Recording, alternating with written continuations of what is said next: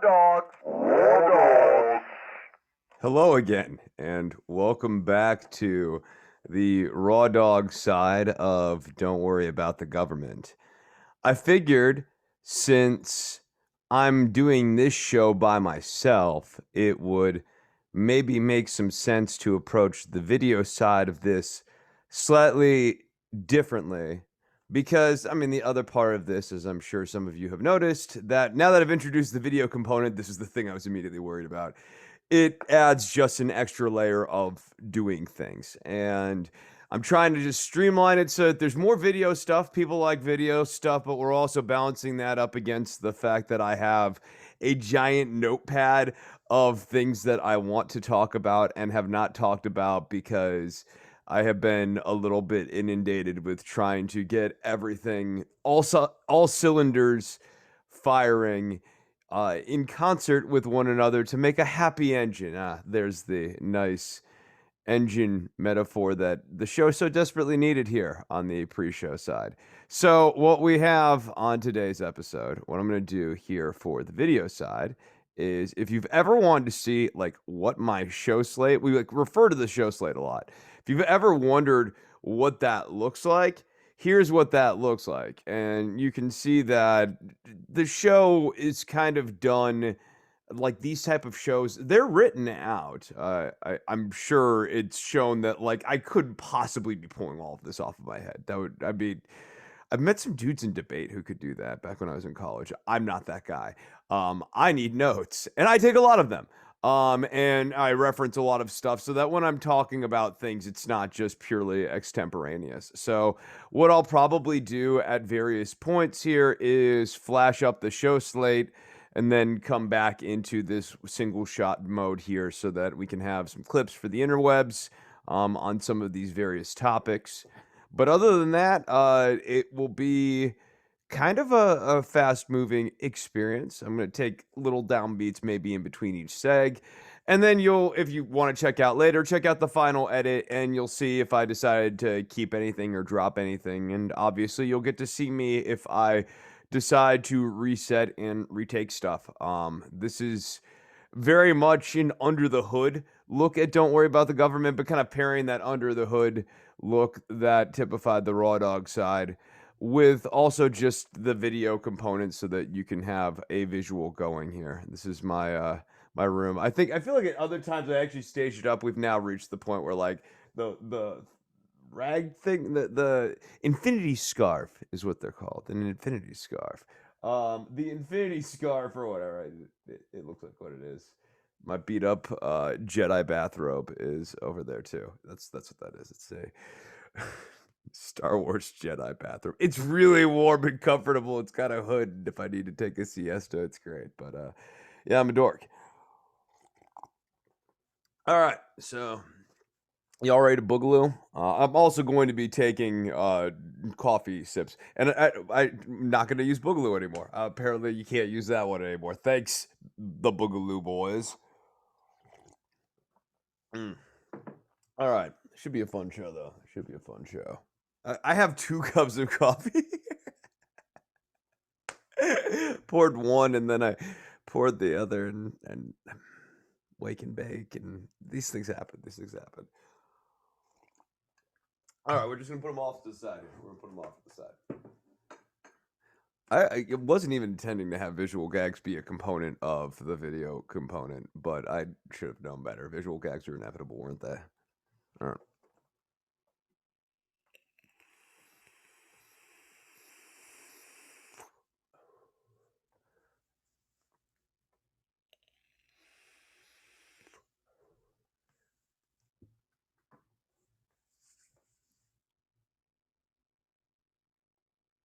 I like that. This is like, got the fall going here. All right. Chill out, video. Ladies and gentlemen, hello again, and welcome back to Don't Worry About the Government. My name is Chris Novembrino. This is episode 489 on our March to 500. Just want to remind everyone before I get started here, there are video versions of Don't Worry About the Government over at patreon.com/DWATG. And we also have a YouTube channel now that I'm putting out periodic, what I'm referring to as video adjuncts, because I am a genius when it comes to marketing. So go and check those out if you are looking for more of a video experience with your Don't Worry About the Government, trying to meet the needs, trying to change with the times, and just trying to get the show to more ears and now more eyes. And I think it'll be exciting. Someone asked me how the show is going to change in the Joe Biden era, and I'll give a more thoroughgoing answer on that here in a bit. Suffice it to say, right now, I think perhaps the biggest change is that there will be a video component. Tone wise, I don't know. I suspect I won't have to yell at him as much as Trump, but there'll be plenty of room for criticism. So let's get into it. Joe Biden is going to be the 46th president of the United States because Donald Trump is a historic elite level one-term president, a one-term loser who lost the popular vote and also got impeached while also losing the electoral college. Unlike all of the other one-term presidents, some didn't seek re-election, some won the popular vote and lost the electoral college, some were impeached, and some what was that? Whatever the other one was that I said, it doesn't matter. You know where I'm going with this point.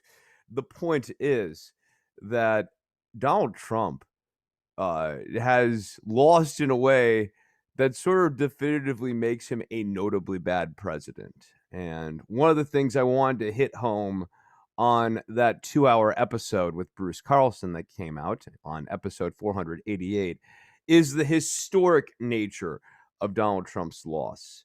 A sweet, sweet loss. Let us savor the flavor of this losing. That's good. It's also going to taste like coffee because I'm sipping on some coffee here on this show. Joe Biden losing tastes like coffee that needs a little bit of sugar. There's a metaphor there. There is a metaphor there. But we'll have to talk a little bit about where the Democrats go from here and Joe Biden's side of it. But first, let us not forget that this was not something that was destined in the stars.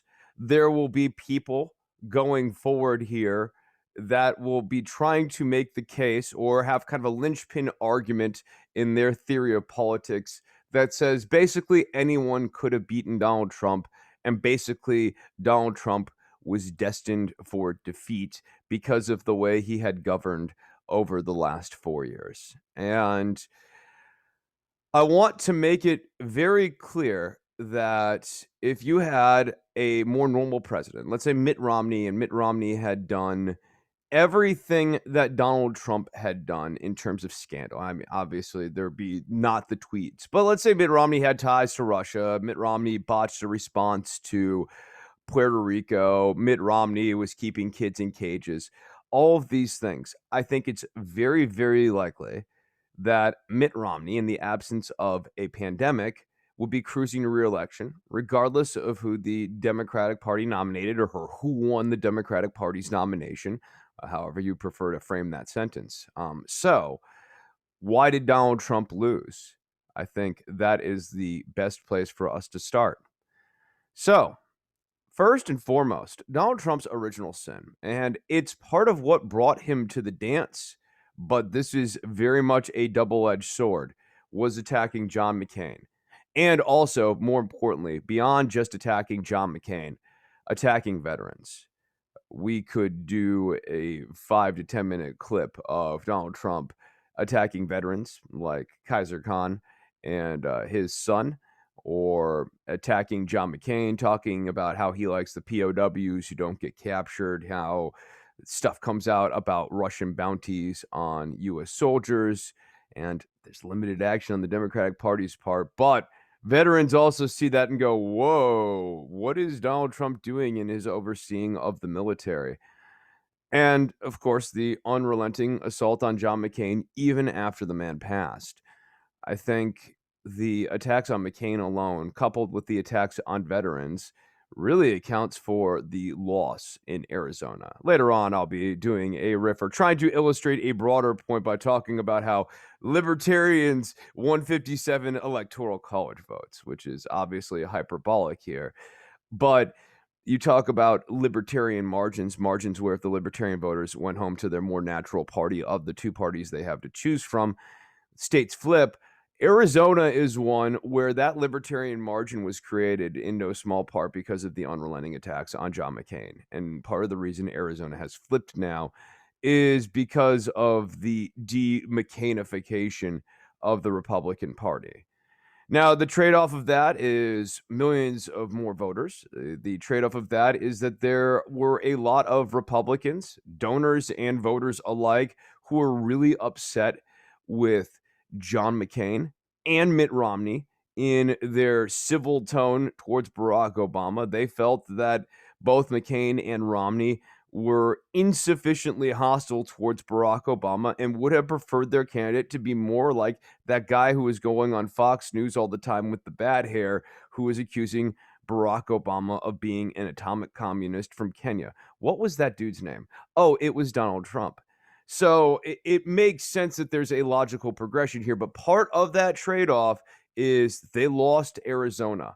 And if Donald Trump had just been civil, if Donald Trump, beyond being civil, had done things like name a monument after John McCain or do anything to honor John McCain's death, it would have made a huge difference. And also, as we're going forward here and we want to talk about the reconstructed Republicans or whatever, let us never forget how many of them, up to and including Lindsey Graham, sat back and let John McCain be a punching bag even after John McCain passed. They couldn't find it in themselves to stand up to Donald Trump as he unrelentingly mocked John McCain. Trade-offs there, though. And that was definitely a self-inflicted wound by Donald Trump. Whatever benefits it got him in the early on, sometimes you live by the sword and you die by that same sword. Similarly, if we want to talk about living by a sword and dying by a sword, obsessing over Hunter Biden. As I mentioned a little bit earlier here, I don't think impeachment is what doomed Donald Trump. He got impeached in January. Yes, when he got impeached, over 50% supported not only his impeachment, but removal from office. And if you want to add in the percentage of people who think that just impeachment alone is removal from office, a lot of people thought Donald Trump was doing a pretty darn bad job. And they thought something was up with strong arming the Ukrainian government. And to that point, I was reading just today that the Ukrainian government is shutting down a probe that they had going on into Hunter Biden. And it sure looks like that probe was started because it was strong armed by people, probably in the United States federal government in the United States. I don't think it's an accident that probe into Hunter Biden done by the Ukrainian government is being sunset right now. Just a couple of weeks after the election seems settled. Actually, a few days after the election seems settled. The Ukrainian government's hedging their bets here. You never know. Trump might come back. You never know. But obsessing over Hunter Biden, yeah, it got him impeached. And it was enough to finally break the dam on the feckless Democrats who were sitting by and letting things like the Mueller report go by and not impeaching Donald Trump, letting reports of children being separated from their families go by and not doing anything about it. We're seeing that the new figures are up. It's over 600 children separated from their families. Real human rights abuses, doing nothing about it. Real people, real people. And you can talk about any number of other offenses that have gone by that the Democrats chose not to impeach over. And they are continuing to take a don't impeach temperament going into this lame duck session here, which is in certain ways enabling Donald Trump. But the one thing that they did get their resolve up to is when you went after dear Joe Biden. When they went after Joe Biden, their future president, they rallied and they impeached Donald Trump. And that didn't help him. And then the crazy part of this is that Trump and his people didn't stop trying to pursue dirt on Hunter Biden. They continued to pursue it all the way into October, well after the realities of the American situation had changed. We went from being able to go out and party on New Year's Eve in 2019 to having to wear a mask to go vote, and they were still talking about Hunter Biden instead of thinking about the coronavirus and the pandemic, which gets me to my next point. A big reason why Donald Trump lost. Perhaps if you want to just attribute it to any one thing, if he does this, he probably wins. Not getting a second stimulus passed, particularly going into October of 2020. I get on a strategic level, if not an economic or just human decency level, not getting a second stimulus passed sooner. But not getting it passed in October made him look like he was ineffectual and not a strong leader. A thing that we have seen from Republican respondents is really important to them when they are looking for a president. They are not, like the Democrats, looking for unity. Republican voters and independent minded voters who might swing one way or another, who are kind of like sort of Republicans, but not really Republicans, they're looking for strength. Trump's inability to get a second stimulus passed exhibited weakness. His disinterest to getting a second stimulus passed exhibited weakness. Mark Meadows, who now has the coronavirus, coming out and saying that we are not going to contain the virus, rather, in addition to being foreshadowing for what would happen in his own life, is yet another exhibition of weakness. And if Trump had shown that he can get Nancy Pelosi and Mitch McConnell, two people who like people don't have deep love for, in a room, bang those heads together and get something good to happen. And oh, by the way, that something good is coming into your wallet and maybe makes it easier for you to pay rent this month.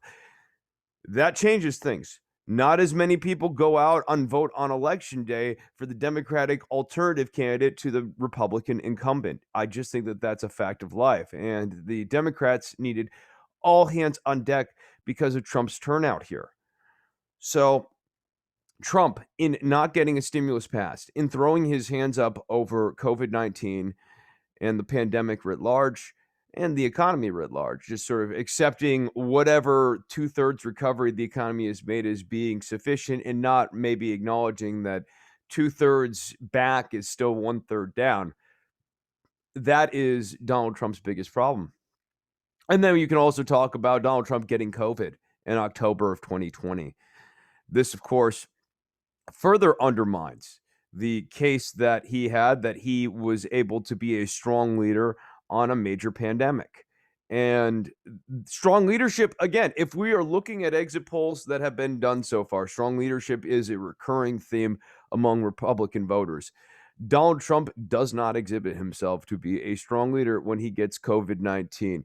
And then he's being secretive about it, and he's worried about that strength. We know he's worried about that strength. How do we know he's worried about that strength? We know that he's worried about that strength because he needs to go out and dance doing the elliptical thing that he's come up with here. Young man. Yeah, strange song choice, but that's another conversation for another time. He's feeling young. He's doing the elliptical. He knows that he needs to look strong. He knows that getting COVID-19 makes him look weak, and it makes his administration look weak the more people in the White House get COVID-19. When people get COVID-19 at the Amy Coney Barrett ceremony, it looks weak. Can he assuage some of those concerns by getting a stimulus out? Yeah, probably. Probably enough, even given the Electoral College margins, to change the game here. Certainly make it look very, very different and a much more sober, narrow victory for the Democrats than what it currently looks like right now, if you don't look under the hood at the Electoral College map. But if Trump had gotten those stimulus checks out, I think that changes things. Another example, though, of mistakes that Donald Trump made that were self-inflicted is just the way he waged this campaign in October. He waged it like he was a losing man. And if you think like a loser, you lose. I talk about this a lot with the Democrats, but Trump's a really good example of it this time around. And what do I mean, think like a loser? So he's going to places like Michigan and Wisconsin and going, oh, if I lose, I'll never come back to this place. I mean, he's putting it out in the air that he is going to lose these states. Maybe he does. Maybe he doesn't, though. Some of these margins are really narrow, and you watch those rallies, they are the rallies of a guy who doesn't want to be there, right up to the point where he's even saying in some cases he never wanted to be back in some of these places. So I think that hurt him. And then you talk about Omaha. Omaha is a really good example. We're going to talk later about how the Democrats need to be thinking about campaigning as a battle of districts and battleground locations, and how actions can have an outsized influence on the electoral college and make margins and mandates seem much bigger than they are, and how they need to be thinking about campaigns and electoralism and electability much more in the context of how it lays out onto the electoral college map than rather than just national polling. The Omaha rally is a really good example of how you can shoot yourself in the foot in a discrete district. Going to Omaha, having a rally where you literally leave your supporters out in the cold, given some of these margins, that might be the difference between victory and defeat. And there's a teachable lesson there. So, 5 key reasons why Trump himself lost this election: the Omaha rally, getting COVID late in the campaign, fighting with John McCain, making fun of veterans. The Russian bounty story didn't necessarily make a huge blip on some people's radar. If you are in the military, it certainly makes a blip on your radar because you begin to worry if higher ups knew about this stuff and they were keeping it from you. Obsessing over Hunter Biden and not passing a stimulus check, probably the biggest one. But let's talk about some of the things that the Democrats came up with here in this election that I think were wise and reveal a little bit of growth from the 2016 campaign. First and foremost, Democrats were right to focus their convention in Wisconsin. Wisconsin is a battleground state now, but in the context of the electoral college map, it is a bellwether for the Democrats. It seems very unlikely. The Wisconsin is going to be the Democrats' new Ohio in this sense. The Democrats will not win the White House without winning Wisconsin. So the Democrats would be wise, and anyone who would be seeking the Democratic nomination would be wise to wage a charm offensive in Wisconsin and make the case that you are electable by having a unique poll in Wisconsin. And the politics of that are going to be very interesting just to track going forward here. Because, for example, Bernie Sanders polled better than Hillary Clinton in Wisconsin. So it's not necessarily a case that Wisconsin Democrats love a moderate, but it is the case that the Democrats in Wisconsin are going to need to figure out who is their candidate, who is loved, because they cannot afford to lose Wisconsin. And if a candidate is not loved in Wisconsin, I would suggest that is a dangerous thing for any given candidate to be considering the nomination then. Biden was a strong candidate himself in the fact that he delivered Pennsylvania, which is one of the historic battleground states, will remain a battleground state here at least for a couple more election cycles. And as such, it wasn't wrong when the Democrats said that Biden had some unique electability advantages given the electoral college map, even if some of his positions on issues, when you poll them nationally, do not poll as well as more progressive positions, or are hard to understand or even summarize in a way that's accurate. Point being, Joe Biden is actually useful when it comes to Pennsylvania. And we can see, as we had to wait for these electoral college results, just how important Pennsylvania is to that formula.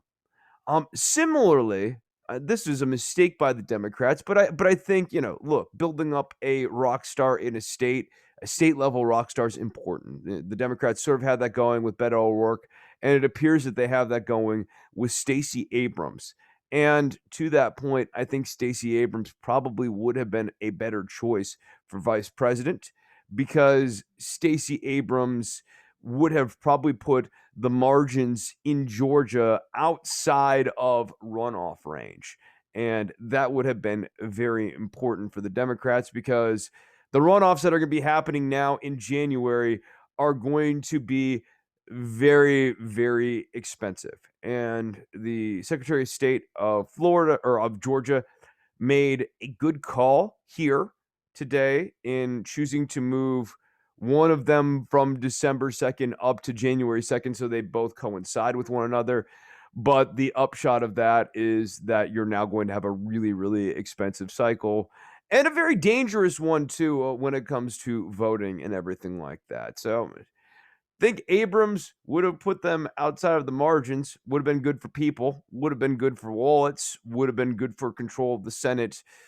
These are strong arguments for Abrams over Harris. Also, Abrams a little bit better at the Twitter game than I realized. Her being conversant on Buffy the Vampire Slayer, for example, helps connect her with the internet in quotes here in a way that I think is actually very important for Democratic candidates going forward. And the current vice president has shown a little less adeptness at. So, Abrams, I think it was the stronger of the picks available, but it is what it is. And we do have a historic first vice president in Kamala Harris. Could list off all the firsts here. I think you can put a lot of them together, so I'm not going to patronize you here. But yeah, pretty cool. Pretty cool. Even if she's not your cup of tea or your cup of coffee, or she tastes like this Joe Biden coffee that I am sipping on today, which is not bad, but needs a little bit of sweetness. Um, mm, mm. This episode of Don't Worry About the Government is brought to you by Joe Biden brand coffee. Not bad, needs a little bit of sweetness to go down a little smoother. Anyways, continuing on here, Kamala Harris might be a little bit like Joe Biden brand coffee. All right, up next, the Democrats made a lot of mistakes here in this election, and things are tenuous. And I have kind of a laundry list of things that we need to talk about now. First, really narrow margins of victory in these key battleground states. And part of that, as I discussed in a video adjunct, can definitely be attributed to the Democrats being responsible and saying, we are not going to do ground game campaigning. It might be undermining to our case that we are better equipped for coronavirus response. I think there's some logic to that.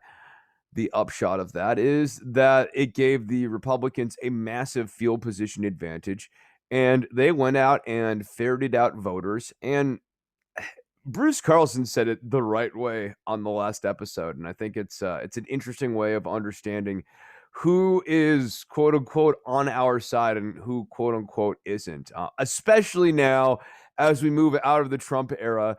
And he's such an unpopular and toxic guy that people are going to try to act like, oh, they never really liked him. But the people who were around you who are always kind of like, well, I guess you might win re-election. The people kind of okay and fine with it, sort of on his side, sort of a fan of the status quo as it is. Even if they're in favor of various rights and this and that, if you're not willing to fight to defend any of those rights, like let's say gay marriage, it can be nice that you can give lip service to it, but would that person be there if gay marriage was repealed by the Supreme Court? Nice to give lip service to being pro-choice. Would that person be there if choice was being reduced down to a state-based rights by the Supreme Court? If medical liberty was being reduced down to that sort of easily taken away thing by a state legislature. People think state legislatures are much more virtuous than I seem to, at least. Would that person be out there and fighting? And if not, then they're not actually that much of an ally. That's kind of the whole point of that term. And I think the people who have been around us who have been like, well, you know what? I mean, whoever wins this election, I'm not going to let politics run my life. Especially as the pandemic subsides, they're going to want to do not the politically correct thing, but the politically smooth thing of being okay with the new administration. You were kind of okay with the last administration. Go along to get along. I'm not saying be openly hostile to those people. I am saying know who's on your side, know who's not on your side. Anyone who is fine with this dude getting reelected is not on your side if you were not fine with this dude getting reelected. Just a thing to consider there. But these margins of victory, super narrow. So I think part of it is that down ballot candidates matter. Having nameless, faceless Democrat alternatives to the incumbent are not interesting. And we saw this probably best evidenced by Susan Collins. Susan Collins made herself a national lightning rod. The Democrats, in response to this, got a ton of money from people, myself included. Hello there. I definitely gave her some money because Susan Collins needed to go. And I gave it to Sarah Gideon, not her primary challenger, because I thought Sarah Gideon was most likely to win. And I wanted the money to go to getting Gideon a foot on running in the general election here. What the hell did Sarah Gideon do with this money? What the hell kind of campaign was Sarah Gideon waging? And from some of the people up in Maine who I've talked to who listen to this show, hey guys, thank you for getting at me on this because you helped me out with this segment here. They were getting like junk mailers and stuff. Like the Gideon had all his money and was just doing the most flaccid, non-persuasive, and even worse, non-intel gathering forms of campaigning. Part of the benefit of door-to-door canvassing, and if you ever do door-to-door canvassing, you'll really get a sense of this, is you get the lay of the land in different neighborhoods, who's on your side, who's not, who's still a gettable vote. You actually are doing some degree of vote counting. And if you can get someone to confirm that they've already voted, then you are actually counting votes and how many votes you've gotten so far. The point being, having actual ground game stuff was helping Trump beyond just like Trump was going out there and working his counting or working his persuasive magic on people. No, Trump's people were able to go out and count and make predictive guesses based off of intelligence that they had that the Democratic campaign did not have of who is on their side, who is not on their side. And the Democrats were operating very much in darkness. Again, some of that will go away when the pandemic goes away. Democrats historically are better at ground game. Perhaps this was just a one-time election choice, and I'm even willing to give the party credit on this specific one, but it's certainly a thing to think about. And why investing in ground game versus investing in groups that make videos like the Lincoln Project, but really like campaigns that make tons of videos. I don't think you're getting the best return on investment with videos. I think you get a lot more useful tactical information with things like ground game. I'm not the least of which is you can throw campaign events in neighborhoods where you're hoping to change some opinions, change some minds. It just a much better and more hands-on party of the people style of approach. Another thing I think the Democrats have been doing wrong, particularly during the midst of the pandemic and the recession, was relying so heavily on volunteers. So you're getting all of this money from people, you're pumping it into campaigns like Jamie Harrison and Sarah Gideon instead of paying people to work on these campaigns, a sort of, let's call it a jobs program.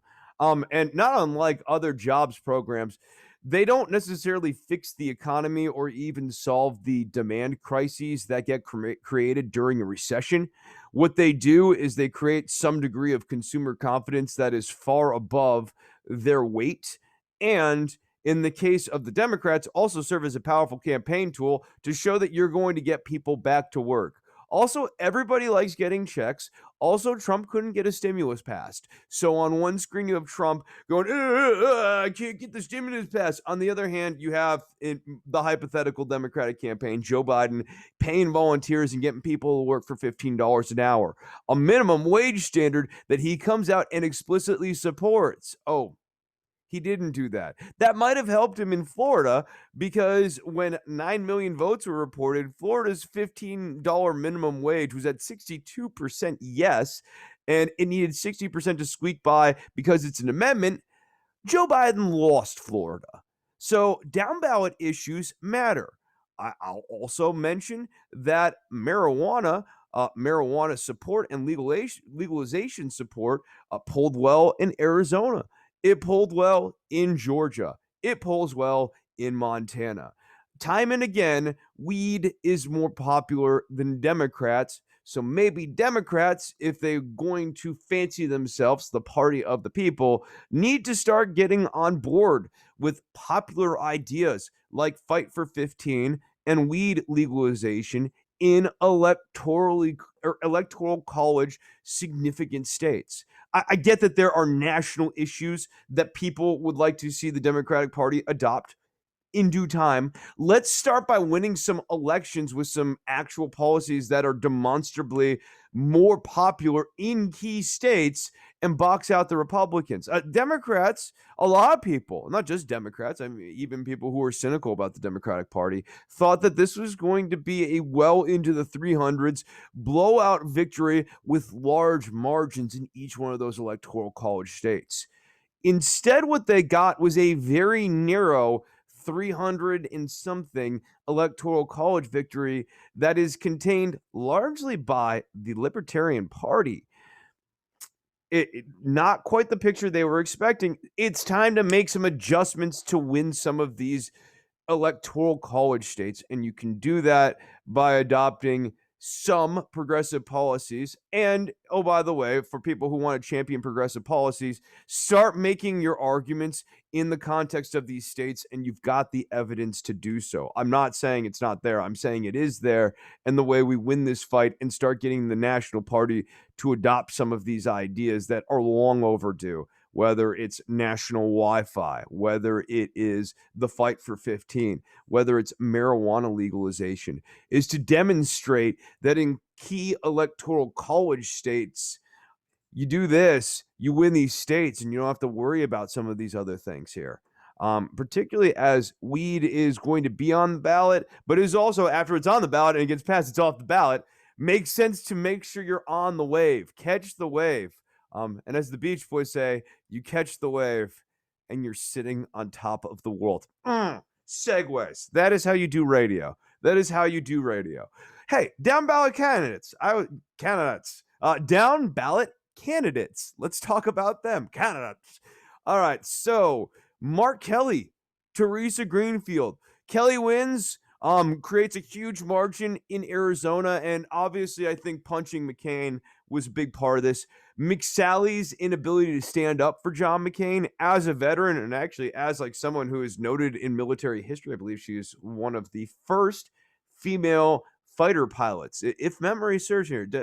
Actually, do quote me on that, and if I'm wrong, just hit me with a fact check on this. But like McSally's actually, I know she seems like a clown show, and that is the reputation she has rightfully earned, and we have come to sort of mentally picture with her. But she was someone in good standing at one point in her younger life. I think Mark Kelly, on the other hand, is a guy permanently in good standing. Everyone looks at him as a deeply sympathetic figure. He is running as a moderate, but he has an important connection to the state and feels like a much more natural inheritor of John McCain's style of being a senator. And states have identities. Arizona has, it's not Texas, but Arizona does like the shape of its state. Like Arizonans do like the Arizona way of doing things. And I'm saying this as someone who grew up in Arizona. I think that it's not to just be poo-pooed away that maybe McSally was not throwing energy that was right even for the Republican voters, and Mark Kelly was. And that kind of down ballot candidate, coupled with things that Trump did, were enough to push Joe Biden over the margins. To that point, as I said earlier, I blame a lot of this defeat on Donald Trump. I think Donald Trump lost this election for himself. There was not a whole lot the Democratic nominee was going to do. The flip of that is, if the Democrats nominate someone who sucks, like not Mark Kelly, they probably lose this state, given the tightness of the margins. Mark Kelly is good for, you got to imagine, 50,000 to 100,000 votes. Down ballot candidates matter. And the Democratic Party, Doug Jones was talking about this. Doug Jones, a moderate, was talking about this. The Democratic Party needs to spend more on House races and districts and targeting, and thinking about this as a battle of several different maps: the House map, the Electoral College map, the national map, when you're thinking about momentum and where we're sitting and trying to get a sense of if your state by state polls are useful. But there's several different maps that the Democratic Party needs to be thinking about concurrently, and so much of policy discourse and tactical discourse in the broader Democratic diaspora talks about this as though we live in a national polling driven world, and we don't. And we don't. So if you see defund the police has a this percentage or whatever polling issue it is, I've actually been trying to be dodgy about it because it's not about any one of these issues.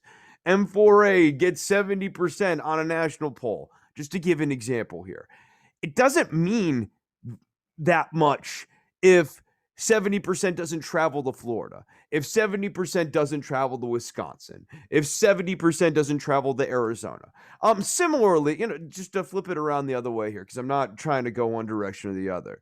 If, let's say, gun control polls 50-50, but when you go to battleground states like Florida, gun control polls well, buddy, you support gun control and you drag the country with you because you're going to win the Electoral College map anyways. And in the case of the Democratic Party supports gun control. You just got to think about how these issues actually lay onto the map. And that gives you a sense of what the politics of the possible are, much more than, what do the national polls say? Or let us speak to the campaign consultants. Maybe the centrist Democrats in these purpley districts, maybe they have the insights to what the people are really thinking about. What about that Abigail Spanberger? If you can't tell, I'm deeply cynical about people like her. And here's why.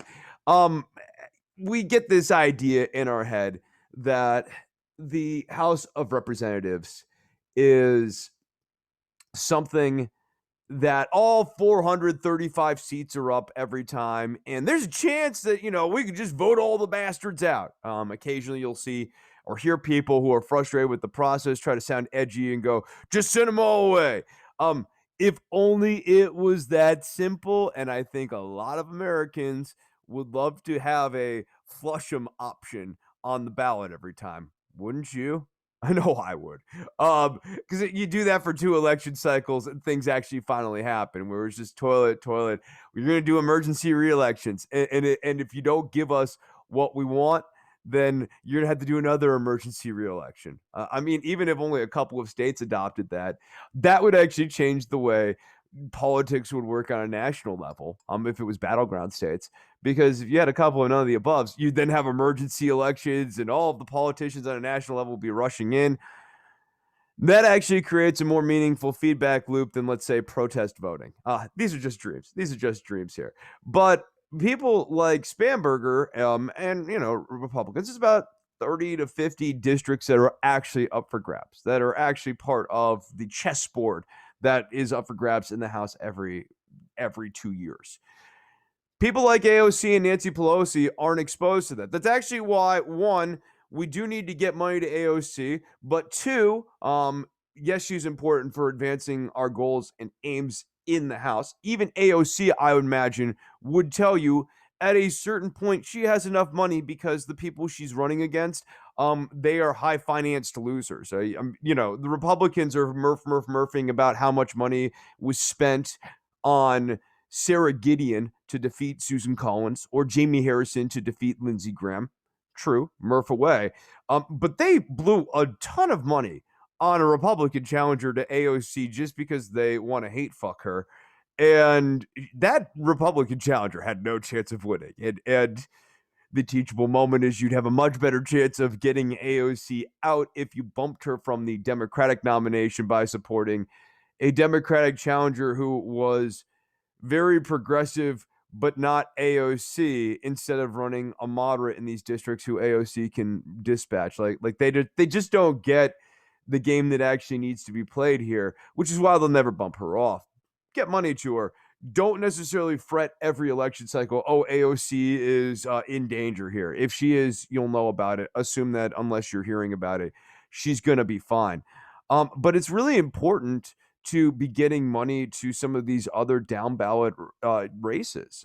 I think that it's important to be thinking about how you're supporting those candidates in Wisconsin, in Michigan, in Nevada, in Arizona, in Pennsylvania, in Georgia. Also, North Carolina, Montana, New Mexico. These are also now slightly in the conversation when we're talking about the Electoral College battleground map. But you'll notice that I didn't include Florida in there anymore. Florida's margin of victory for the Republicans this time around was 300,000. And yes, Florida goes back and forth, but Florida's now solidly a lean R state, I think you could say. Not ungettable, but it's not an accident that they keep sending Republicans to office. Something about Floridians, they like their Marco Rubios. They had Andrew Gillum, dude with problems. They sent Ron DeSantis, who was like, "I love Mr. Trump" in his campaign commercials, and then they voted for Trump in this election cycle. Yeah, okay, they support the fight for 15. I think one way of accounting for that is that they think that they're hardworking and that everyone else is a welfare taking loser. I don't necessarily think that you're dealing with an ideological voter here. And I also just think that most voters don't have time for ideology. Most voters are voting on a couple of key issues and then they're getting out of Dodge, which is why they might not even vote on down ballot stuff. They just think, hit the tab on the top. The tab on the top sort of dictates how things go.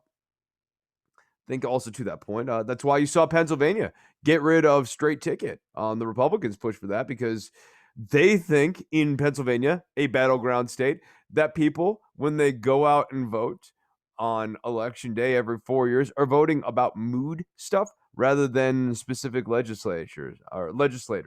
And so in that case, it'd be better off to not have the vote straight party thing because you don't get subject to a wave. Because a lot of people go in and vote for president and don't vote down ballot. It's a stupid way to vote. I think, honestly, if you want to send a message to a specific party and you wanted to protest vote, rather than voting for a party that has no chance of even ever getting 5% on a national level, which is all fringe third parties at this point, I think it makes a lot more sense to leave the top of the ticket blank if you really feel that strongly about it, and then vote down ballot for the party pretty straight. So the party then sees a disparity between, whoa, our representative got more votes than our candidate. Parties will look at that. Parties will think about that. I just a thought there I kind of wanted to slide in as I was talking about the battleground map here. Democrats need to make rock star candidates, though, in Wisconsin. They need to make rock star candidates in Michigan. So Gretchen Whitmer, I think she's great. I think they need to keep promoting her. They need to be thinking about making someone like her a senator. You need to make rock stars from these states. People like Stacey Abrams. You need the Wisconsin equivalent of Stacey Abrams. Wisconsin especially. Boy, look at what Stacey Abrams did. You want to talk about putting Georgia into the conversation? It's no one thing. Do I think top line Trump lost this election for himself? Absolutely. However, the Democrats did do a number of things that helped them out. Stacey Abrams helped them in Georgia in a key way there. Beto O'Rourke running in Texas is, I think, accounting for a decent chunk of the tightening of the margins in Texas from 9% in 2016 down to around 5% this time around. Yeah, some of that's the Texas miracle. I've talked about other reasons why I think that happened. Beto O'Rourke and a state-level rock star, that makes a big difference. Wisconsin's going to need that. Michigan's going to need that. Nevada in specific very much needs this. And the reason Nevada needs this is because the margins in Nevada are so tight.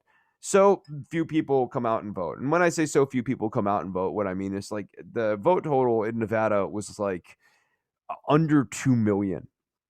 When you're talking about a margin that is that tight, actually, I want to say in Nevada, the margin was something closer to like 600,000 to 600,000, so like 1.2 million. So when you're talking about a margin that is that tight, having a rock star is the difference between narrow win, which is what they got this time around. The Democrats got a narrow win, and healthy win that keeps the Republicans off your heels. So I think the Democrats would be wise to create a Nevada level rock star as well. Also gives the party a different flavor. One thing you'll notice here is that Wisconsin, Michigan is one kind of flavor from the country. Then you get Nevada and Arizona, and that's a different flavor for the country. And when you throw in New Mexico probably doesn't necessarily strike you as a battleground state, and it's a lean D state, kind of like Minnesota is. But it's something that if I was a campaign strategist, I'd be like, all right, let's heat check how we doing in Minnesota, how we doing in New Mexico, because if we're showing weaknesses there, we probably got issues in other states that are adjacent to those places. You can look at New Mexico and see that Democrats need to at least be aware of it. So you've got this southwestern region: Nevada, Arizona, New Mexico. Let's call it Sonora for the Sonoran Desert here, which stretches across those three states. I think it goes into Nevada. I think that's right. It goes into. It definitely goes into New Mexico, and it's definitely all over Arizona. But I want to say it even stretches a little bit into Nevada. And then you have Pennsylvania and Georgia and Michigan, a little bit of an urban flavor. A little people want to say Georgia is deindustrialized, but it's not. Actually, Georgia's on the upswing. Pennsylvania and Michigan, a little bit of that Rust Belt flavor. Georgia, a little south. And then Wisconsin, Michigan, Pennsylvania, places that if the Dems are doing well in one, they're doing well in all three. But like if I was running for president, I'd either be doing a charm offensive through Wisconsin, Michigan, and Pennsylvania to show that I have a unique draw on people in this state, and that no matter what, you might want to consider me at least for vice president because I'm so good at getting these votes and making sure these guys come home. Or if you want to become kind of a flash rock star relatively quickly, the Sonoran track between New Mexico, Arizona, and Nevada opens you up a lot more for retail politics. And we're not talking about tens of millions of people between those states. You're talking about maybe 10 or 15 million people. The retail politics component of this is actually pretty doable. Actually, let me take a look at Arizona right now as I'm doing this. Arizona had a little over 3 million voters. We said Nevada about 1.5 million voters. New Mexico's probably around there, somewhere in between those two. This is a doable thing to do a little bit of retail politics. You're not going to beat 5 million people, but you can handshake and do photos with a lot of people, and a lot of people tell a lot of stories, and you can make yourself seem like you're relevant. For Republicans, North Carolina is going to be a bellwether. If North Carolina looks squishy, they probably have issues in other places. So for Democrats, it's going to be New Mexico. It's going to be Minnesota. For the Republicans, it's Montana and North Carolina. Those are kind of on the either side of the new electoral college battleground map. Ohio and Florida, we just got to take off the map. I think they solidly are for the Republicans now. So even in losing, that is a point of positivity and a point of hope for Republicans. So if, I don't know, you're a Democrat and you're hoping that maybe the Republicans will see the light and they will want to get rid of the Electoral College. Now, no, no. Also, they keep losing the popular vote, so like they're not going to want to do that. But no, it's not going to happen. You gotta think like a Republican here. A knock on the Democrats, and to my eternal chagrin here, the 2020 election is one of these ever important 10-year elections that I'm now old enough to have been bitching about the 2010 elections and how Obama and the Democrats didn't take those seriously enough 10 years ago, and how there were ripple consequences that happened and impacted the rest of his presidency and probably gave us Donald Trump. 10-year elections really, really, really matter. And when we are talking about redistricting here, I've got some pretty bad news. I'm about to read states that the Republicans will have control of redistricting in coming out of this 2020 election: Utah, Texas, Oklahoma, Kansas, Missouri, Arkansas, Mississippi, Alabama, Florida, Georgia, South Carolina, Tennessee, Kentucky, Indiana, West Virginia, Ohio, New Hampshire. Now, for comparison, states where the Democrats will have complete say over the districting: Nevada, New Mexico, Illinois, Maryland, Massachusetts. Oh no, that's it. That's all of them. Everything else is divided or neutral. So if you were doing the math quickly in your head there as I read it off, you would know, as I know, because I got super math brain over here. I'm good at math. That 38% of those are controlled by Republicans, whereas only 10% of those are controlled by the Democratic Party. Divided and neutral is 39%. So it's about half divided or neutral, and then half Republican, and then little sliver Democrats. Fair, right? Really fair. So part of the reason why the Democrats lose seats in the House is because of this process. So one, when people like Spanberger complain that it's the left, it has a lot less to do with the left than it does with the fact that Democrats at a national level, but also at a state level, and this is where like party guidance at a national level is super important, and the interplay between the House and state legislatures really matters here. That's where people like Nancy Pelosi have a role to play. The party needs to be able to actually district this stuff out in a fair way. And if they're not doing that, then they're going to be running at a disadvantage. It's not an accident that the Democrats picked up 5 million more votes than the Republican Party, which, when you're talking about 71 million votes, 5% or 5 million votes is well over 5%. Like, big margin here, really. They have house control of the House, but they still lost seats despite winning. That's because of the districting process here. That's because of the uniform Republican control. And this is also why it's really important for the Democrats to not sag off and take Texas off for another 10 years here. I don't know that Texas was gettable for the 2020 deadline. I think that maybe that was optimistic given the results and what we're looking at here. But if the Democrats are not trying to get Texas for 2030, they're putting themselves at a marked disadvantage for the next 20 years.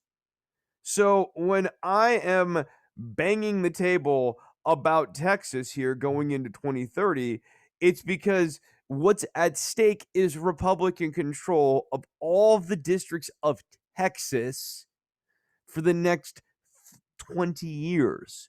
2030 is the next chance to really get at that. So 10 more years of waiting. I don't want it to be 20 years. If you don't think that that's reasonable, I'd be like 54.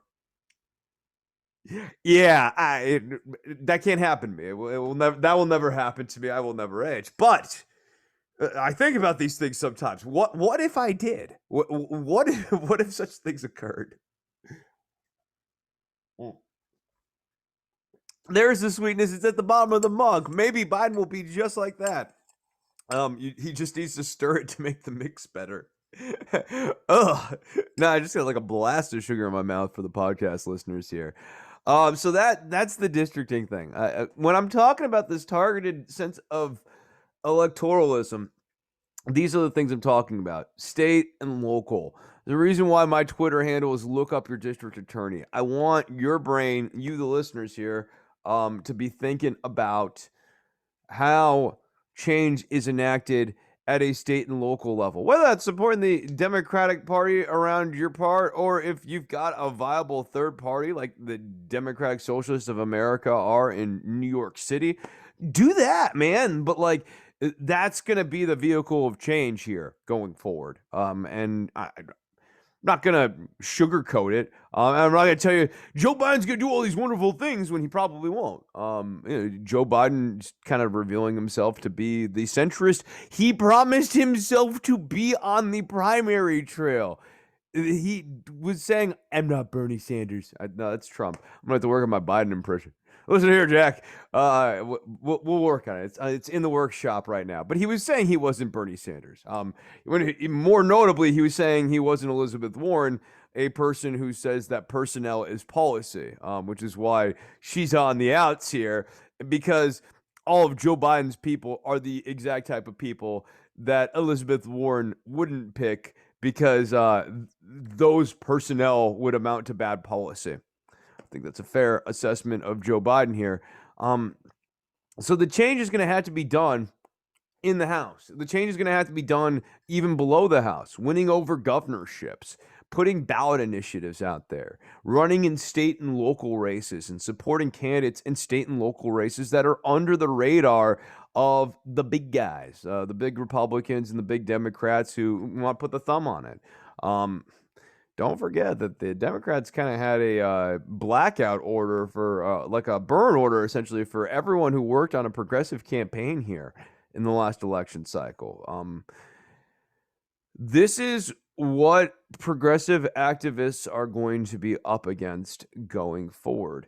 And, just keep it real here. Other mistakes that the Democrats made, though. I'm getting a little off track here. I'm flowing off of my flow sheet here and letting myself roll and then pulling myself back in with the flow sheet. We need to talk about campaign spending and how it is completely out of control in this country. I started tallying out just like blown money, stuff that I could argue was a bloated campaign, or a waste of money. Either the outcome was failure or the campaign was bloated and underperforming. So Amy McGrath and Jamie Harrison, to start my list off here, raised a combined $199 million, and they respectively lost to Mitch McConnell and Lindsey Graham by a combined 35 points. Pretty embarrassing stuff. The Lincoln Project, people gave $67 million to those skilled grifters. I continue to maintain that there are a lot of things for progressive activists to learn from the Lincoln Project style of branding, right down to the pirate ship emoji. Not saying to adopt more emojis. I find them kind of obnoxious. They are useful in terms of figuring out who's on your side or whatever. I get that much. But what they get is that you act like you're an insurgent campaign, but like kind of a loyal insurgent campaign within a party. The pirate ship that is cool and edgy, unlike the Squaresville Democratic Party. This also is what's kind of giving them that we're leading the party swagger thing now. $67 million to those guys. That's crazy. I don't think that they've really changed a lot of minds. I think they've generated some online fan base. I think their little action groups on Facebook and stuff are interesting. If you're actually getting hundreds of thousands of people network together, people got to respect that. But $67 million, what did they really do? It's not clear to me they did much of anything, especially because they were a scattershot national strategy, and what electoralism and what being electable is now is very much about targeted spaces. Wisconsin, Michigan, the battleground states, the Rust Belt, the Southwest, Sonora, as we're calling it here on the show. I'm gonna get that over. We're getting Sonora over with the people. $160 million into Sanders' campaign. I know it's going to upset some people. I know. Facts are facts here. Warren, $36 million. In 2019, she actually passed Joe Biden in multiple polls. Bernie Sanders, it took $160 million to get him to get to the point where he was competitive in races late in the primary. And even then, he never broke 40%. He lost votes from the last time around. You can say there were more candidates out there. Okay, but like they voted for Bernie Sanders last time and they didn't vote for him this time. A lot of money went into this campaign. And the question, especially looking at South Carolina, where was the money in South Carolina? Again, not a full-on scold session here, but I'm putting them on the list because they'll be in the final receipt here. And I know I don't want to just be like $160 million, Bernie Sanders campaign. Oh, Chris is just doing a drive-by. No, I think there's a real argument here that Sanders's money was poorly mobilized compared to other campaigns that performed better than him for large stretches of the campaign. That's sort of my argument there. So again, similar punching bags. Amy Klobuchar, $13 million to try to make Amy Klobuchar happen. So when you're giving money to these failed primary campaigns, these are monies. This is money that could go to places all over the House map and all over the state legislature map that would get progressives, people we feel really enthusiastic about, elected to office, start building future rock stars for the progressive movement, start building them on the cheap. They don't need to be AOC on the first year. And not everything needs to be a home run. Baseball is one with singles and doubles too. That kind of money, $13 million to make Amy Klobuchar happen, could be used in a lot of state house races, like in Texas. $14 million. Now, granted, largely it was all John Delaney's money to try to force himself on the American people. Nice guy, that John Delaney. $14 million though to make him happen. $14 million to try to make Tulsi Gabbard happen. And then, of course, our friend, Mayor Pete. Friend of the show. Everyone loves Mayor Pete. I gave Mayor Pete some money at the start of the campaign. He's not my cup of tea, not my cup of coffee even. But he clearly has shown on Fox News to have some skill in messaging and relations and energizing Democratic voters, and even people who are progressives. It's nice to see the Fox News people actually receive some meaningful pushback. It says something about the way the party leadership leads that Mayor Pete can come in here and just razzle dazzle so many people. But the fact still remains that Pete has some skills. $100 million though to make Pete Buttigieg happen. And then $70 million to try to make Sarah Gideon happen. So that tally right there is $625 million. Then we get to Michael Bloomberg. Oh, Michael Bloomberg. I'm sipping the coffee here because Michael Bloomberg spent over $1 billion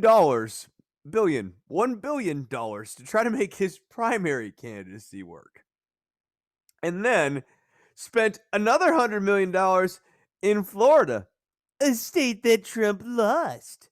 So, yeah, fuck Michael Bloomberg. Fuck Michael Bloomberg. God damn, man.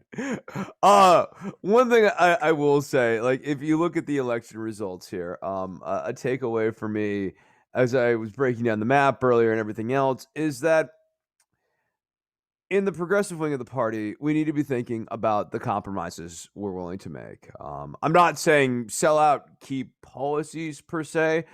When I'm saying the compromises we're willing to make, I think it is like a purity-driven thing. So Stacey Abrams definitively helps a progressive candidate in a place like Georgia. There are some left activists and progressive activists who would swat away Stacey Abrams because of the Ayn Rand stuff. And I'll admit that I brought up the Ayn Rand stuff, and it made her not, my immediate first choice for VP. Now, however, she has a demonstrated electability track record that I don't think can just be dismissed. I think that one thing for progressives, as we're trying to figure out where we lay in the party and how do we maximize control of the direction of the party and get it back from people like the Lincoln Project who are here to hijack the party from us, if you haven't started to put that one together. And also the Biden people who are more than willing to aid and abet them, or work with them in some cases. I mean, remember, Joe Biden's he misses the cocktail hours with the Republicans in the 80s and the 90s. Like that, as he looks back at his life at 77, he just wishes maybe that he had just had a few more cocktails with some of these guys. Maybe that would have changed their heart. Maybe if he had been in the Senate a little bit longer. Maybe if he had never left, maybe it could be like the good old days again. I think every old man has that wish on some level. I wish I was young again, that sort of thing. Young man, you don't need to be dead. It's a powerful draw. But I think that progressives need to be willing to embrace someone with tangible electable assets. So a candidate from Texas to get Texas to make sure that you, the progressive nominee, having procured the progressive nomination from the party, have a clear strategy for the electoral college map. It helps you with the media arguments of, I'm trying to unite both wings of the party, the bird flies with both wings, all of that kind of crap. But on a much more realistic level, a progressive nominee would have been looking at a route here this time, and it would have been a McGovern type of effect. Like, I think in a certain way, the left dodged a bullet here. Like in a weird way, obviously, I'm fucking miserable that Warren wasn't the nominee, and I think that the person who had a plan for that, whether it was the pandemic or the economy, was probably the right person. On another level, I look at this map and go, it would have been heartbreaking on like 3 different levels to watch Warren lose at 225 to Trump's whatever, over 300 again. And I wouldn't have been happy if Bernie Sanders had lost either. That wouldn't have been a great day, because I think you look at the way that Spanberger and Clyburn and so many of these other people in leadership are coming out and trying to blame left and progressive activists for the win. Blaming them for the win not being bigger. Like, look at how the knives are out when they won. Think about how bad the knives would have been out if they had lost. So, point being here, the reason I bring that up is that going forward, just got to be open to this idea that there's some degree of compromise that needs to be made from one cup to the next. This is a terrible visual gag of me consolidating my 2 different coffees that people have been getting to see me do. The multi-mug setup here for Don't Worry About the Government. Not going to have multiple cameras. Going to have multiple mugs of coffee, though. All right, let's keep on trucking along here. Trumping along here. We're not going to be trumping along here. We're trucking along sans Trump going forward. Doesn't that feel good to say? Doesn't it feel nice to not have to worry about this guy in January? I know he's trying to make a shitload of noise right now, and I'm not unworried, especially given what's going on with Esper, the Department of Defense stuff. There's real reasons to be worried. But, golly gee, he's not going to be there. He's a one-term loser. Ain't that awesome? I think that's pretty awesome. I hope you think that's awesome. Let yourself enjoy life. Enjoy it. I mean, is the keyboard on? Let's see. Awesome. Boom. Okay, that was actually alarming. We're not going to do that one again. But let's talk a little bit, now that we've gotten that out of our system, about more things that need to change inside of the Democratic Party. And we need to start pushing for them now. I know it's important to sit back and enjoy the moment. And we'll have another chance to do it again when he actually takes office in January 20, and Trump will probably not even be at the inauguration. It's going to be so fun. It's going to be a fun day. But after that, it's going to be mostly depressing and slightly angry days and frustrating days. And Joe Biden's going to be like, I just want to hug them, Jack, and I want to let them know that I still am their friend. And Mitch McConnell is going to be like, die, as he's bleeding with his weird bloody hand. Those blood thinners, they do a number on the skin.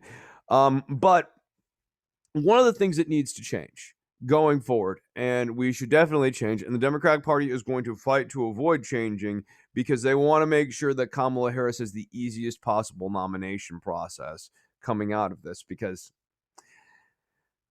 she's going to be the de facto, the party decides nominee. And the only way that is going to be stopped is if progressive and left activists start working on that now, but working on that in a subtle way. So coming out guns blazing, fuck you, Kamala Harris, I'm gonna fuck you off. She'll win the nomination that way. Don't do that. Don't do it. It's tempting. I know Kamala Harris is a fucking cop. Oh, it feels good. It's fun to say. It's kind of true. Don't do it. Don't do it. Don't take the bait. Because you're not gonna get what you want if you go that route. The trick here has to be a good faith. And I do mean this as good faith, like as in, I want these primary processes to be more fair, and like the way we do it is so stupid. But coming out and saying that you just think the rules need to be more fair, not going AOC, getting ready for AOC. Like if you flash even a nail on that, the Democrats are going to cut this off at the pass. If anything, what you need to do is get them to flash that they want to nominate and coronate Kamala Harris, not unlike how they wanted to nominate and coronate Hillary Clinton. This party did not learn anything over the last 4 years. It's the most frustrating part about the Democratic Party. It is why I will use terms like operationally a Democrat, but I will always say I am a liberal, not a Democrat. There is a huge difference. This party learns nothing. This party does not see the lay of the land the way that I do. They still think that in a lot of cases there's a comedy to be had. And look, on some level, I get the realistic concessions that are probably going to have to be made by the Democrats to get anything done going forward. And that means like Lisa Murkowski, Susan Collins, Mitt Romney, Joe Manchin, and tolerating that gang of eight. Oh, the gang of eight that is going to be formed here in the next Congress is going to be the worst gang of eight you've ever seen. It's going to be Romney. It's going to be Collins. It's going to be Murkowski. It'll probably be some hardliner Republican to force the three squishy ones into line. And then the Democrats will put squish centrists, all four of them. They will not like it. People were like, oh, we need Warren to lead us in the Senate, or maybe Bernie Sanders will lead us in the. He ain't going to be on that gang of eight, y'all. And that gang of eight's going to be making all the calls. And or leadership is going to launder all of the bad calls through the gang of eight so that no one is to blame. Both Republican and Democratic leadership, primarily Democratic leadership, because we know which way the wind blows here with this particular Democratic camp. This is not the Warren wing of the party. Their personnel is policy over there is like Chris Coons and Meg Whitman and people who used to be Republicans, Jeff Kasich. Doesn't matter. They don't have names. All right, let's move on to fixing the primary here. First and foremost, official launch date. This is super important. I gave off this laundry list of wasted money, $625 million in candidates, over $1.1 billion by Michael Bloomberg. $1.1 billion, to put that into context, Joe Biden's total campaign ran $1.4 billion. Yikes. A ton of wasted money. The easiest way you stop the wasting of money is you get rid of the market. The easiest way to get rid of the market is to create a clear prohibition on primary-based activities, establishment of campaign seasons. A lot of the rules changes that I'm championing, and I think a lot of the ways that it should be pitched, are not unlike Major League Sports. Right now, when you're talking about campaign spending, you have the same problems that have beleaguered baseball for a very long time. The Red Sox and the Yankees spend too much money, and it has led to this endless glut of athletes' salaries. Athletes, of course, love this, so they're not trying to change it, but it's kind of ridiculous. And on just a pure economics level, you can't really justify the growth from year to year. Johnny hitting the hitty ball this year shouldn't be worth 10 million more than last year if Johnny's hitting of the hitty ball is more or less the same. I get that the economics of this is a little bit more complicated here, guys. But I think, my point here is that when you create a salary cap in a league, it does have an effect of capping salaries and maintaining some degree of limitation in that realm. The issue, of course, in those other leagues is that other places make profit off of that. That would be a thing you'd have to worry about this too in terms of dark money groups. But I think an official launch date, also for all of our sanities, would be a fantastic thing. No activities officially by the campaign prior to the start date. Enumerated rules detailing the cans, enumerated rules detailing the cannots, and a stiff penalty if you violate the cans and cannots. And what is that stiff penalty going to be? That stiff penalty is you don't get to go to the debates, which you're going to need because there's going to be bi-weekly debates every week starting in January. So it's getting you 4 going into the primaries here. So we're not going to have 1,000 debates. That's pretty nutty. We're also not going to have 1 or 2 because there are going to be a number of candidates that want to enter. And we're also going to make sure that, like, everyone gets heard. We don't want, like, a Yang job to happen again to any one of these candidates here. We also don't need as many debates as we had last time either. I think that much is obvious. People weren't watching them. The ratings kept diminishing. You had good ratings on the first couple, and then they started to decline. If anything, that hurts the Democratic nomination process.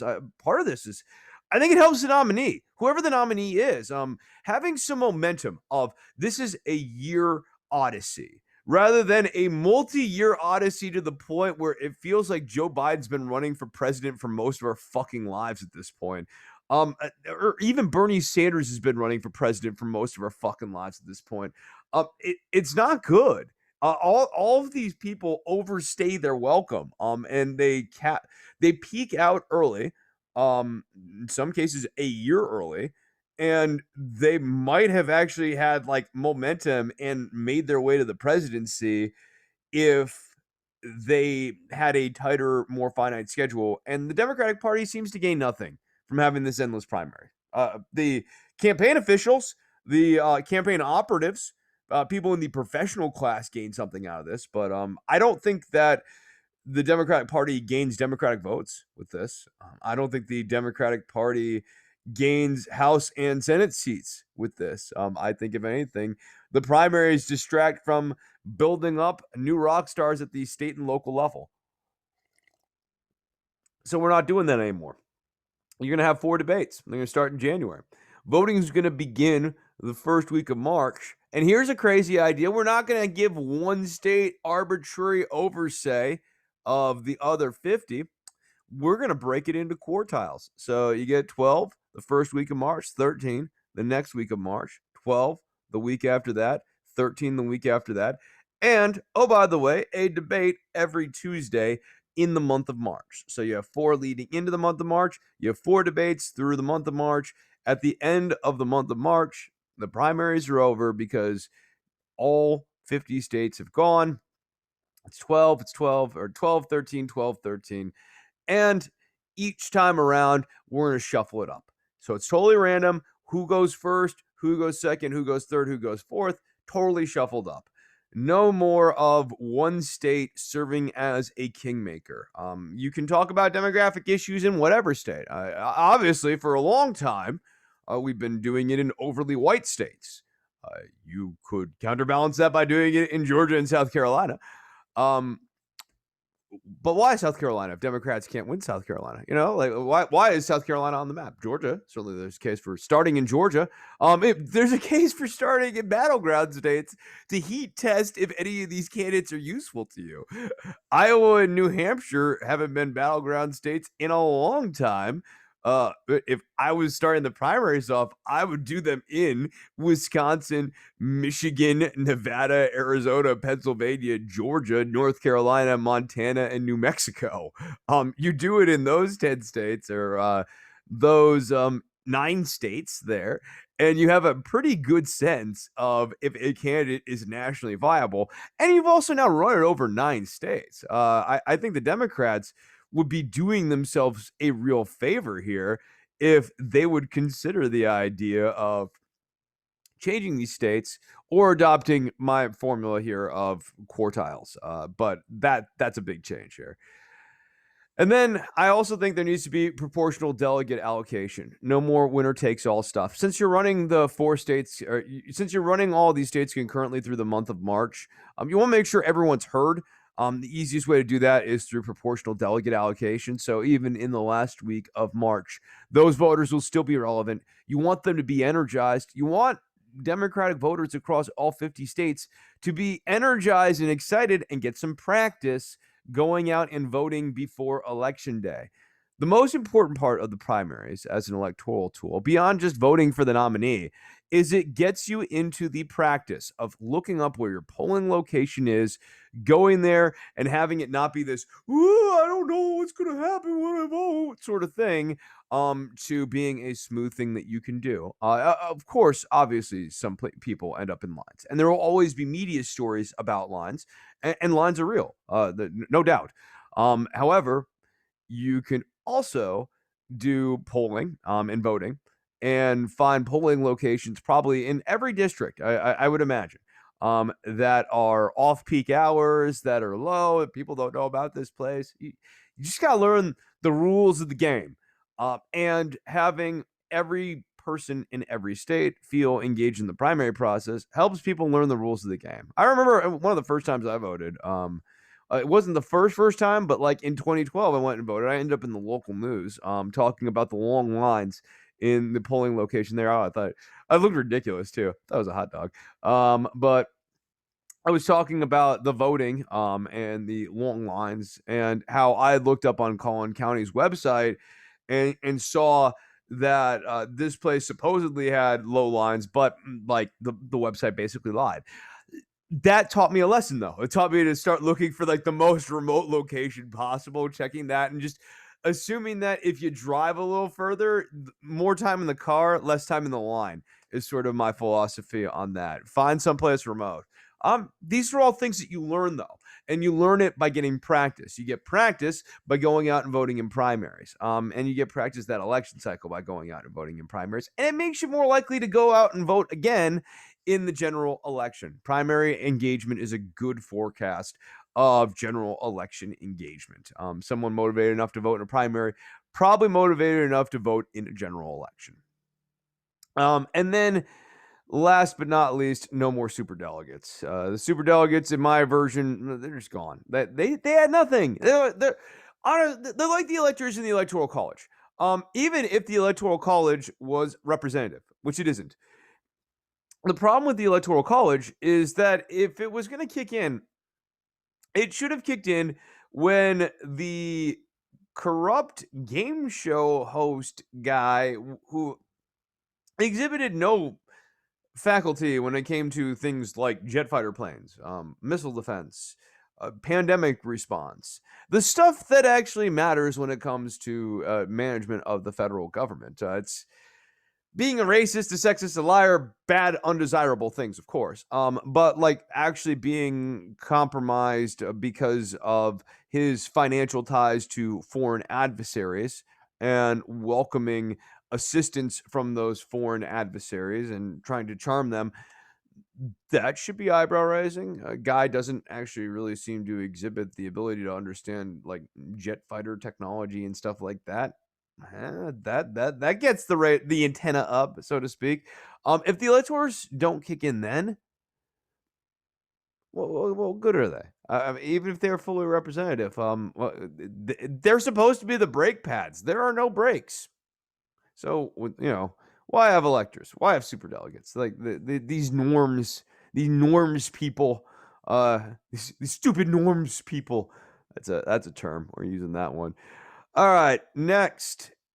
liberal, left, progressive party gains nothing by being led by old faces. The Democratic Party is right now the party of progressive politics. Wasn't always that way.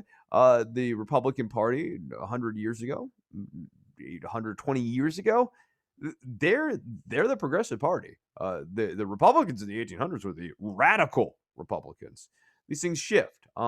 You've often seen people lament polarization and like, oh, there was a point in time where the two clouds sort of overlapped with each other and now they're disparate. Well, they're disparate because what was happening is one cloud was on one side, the other cloud was on the other side, and they switched positions. And there was this crossover point where people fantasize and think of a sweet spot in politics. And to that point, it allowed for a Democrats and Republicans working together dynamic that was far more generative than what you will get out of Democrats and Republicans working together in this highly polarized dynamic, because people often had D and R next to their name, but it didn't necessarily reflect where they were going to be on a specific issue. Those days are gone, and they're not coming back anytime soon. So I'm not romanticizing that, but I definitely do. I get, like, when people talk about that, when political scientists and stuff talk about that sort of thing, they're not just whistling Dixie, as they like to say. They are talking about an actual observable event, but it's attributable to things that you can't reproduce. So right now, the Democratic Party, they are the liberal party. They are the left's party of progress. They are the progressive party's vehicle for change in this two-party system. And they're your best and last chance to stop climate change. You're not going to make another third party and save the day here. It's getting. It might already be too late, but like, the options are really finite. The hijacking the Democratic Party is what you got if you care about climate change. The party gains nothing by being led by old faces. And this is not new. This goes all the way back to Kennedy. The Democratic Party, the progressive liberal party, is at its best when you've got the young man pointing at the moon and saying, they have been telling us for so long we can't go there. I know we're smart enough. I know we can do it. I know that America is uniquely equipped to go to the moon. And we're going there. We're going there. Space Monkey. We're sending them up to the moon. Even RFK. RFK captures people's imaginations. Bruce was talking about in the last episode, the speechification.